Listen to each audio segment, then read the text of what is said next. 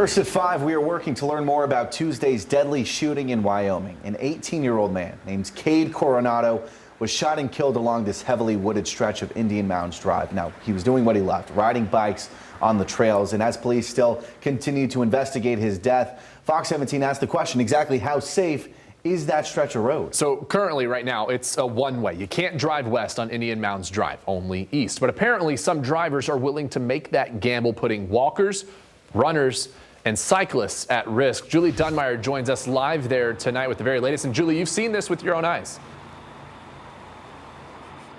With my own eyes, Josh, and just literally 2 minutes ago, we saw someone driving the wrong way down Indian Mounds Drive going westbound. But here's what I want you to see right now. These gates right here are owned by the city of Grand Rapids. Now, they come across Indian Mounds Drive in the springtime because this entire road floods every year. The Grand River's just off over this way, so it gets out of its banks and floods the road. They don't want drivers to go through. But the rest of the year, the only thing preventing anybody from going down this stretch of road is that wrong way sign and those signs right there. Cyclists wondering if that's enough. For the most part, people don't care. Drivers don't seem to mind driving directly past wrong way signs onto a bike trail. The entire left-hand side going west on Indian Mounds Drive is reserved for bicyclists. It frightens me. Paulette Ratliff Miller says she sees it all too often. And I always want to say something, but you know, with road rage and all, you don't exactly want to upset anybody. And Paulette has a right to be concerned. Just yesterday, a wrong-way driver stopped by people trying to tell them to turn around, got out of their car to make a confrontation. All of a sudden, you're riding along and there's a car coming at you instead of alongside you this way where they're supposed to be. 4 different jurisdictions overlap on Indian Mounds Drive, part of the Kent Trail system. I think it is a problem. I don't know how to stop it, and I don't know why they're going the wrong way. People enter driving the wrong way in Grand Rapids, but there's nothing more than a few signs to stop them.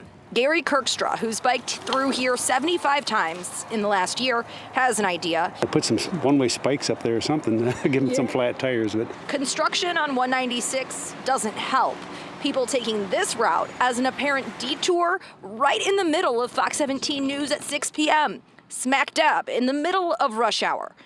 Because patrolling this area and writing tickets, Gary says, is like a game of whack-a-mole. I don't know how many times this year I've looked in my mirror and see a car coming if I'm going that way, or one coming directly at me, and you yell at them, you wave at them, they don't care. It's still scary, and I don't like it. Kane County Parks says that this is a Grand Rapids issue. The city of Grand Rapids, I did speak with them today about whether or not they could close just one side of this gate to prevent these wrong way drivers from coming down the stretch of road. They've passed that information off to the powers that be. They say that this area, specifically right where you get on the freeway off of Market, is the south service zone for Grand Rapids Police Department. But in order for Grand Rapids Police to actually monitor this spot, they would have to get on the freeway, drive all the way to the entrance in Granville and drive up here this way to go through the right way, or they would have to also go the wrong way down the one-ways. People who ride this regularly say that the entire point of a trail system is that they don't have to worry about wrong-way drivers. And meanwhile, we've got one coming right now. There we go. Told you it's been a problem that's been out here all day. People who ride these trails just want to feel safe. Live in Grand Rapids, Julie Dunmire, Fox 17 News.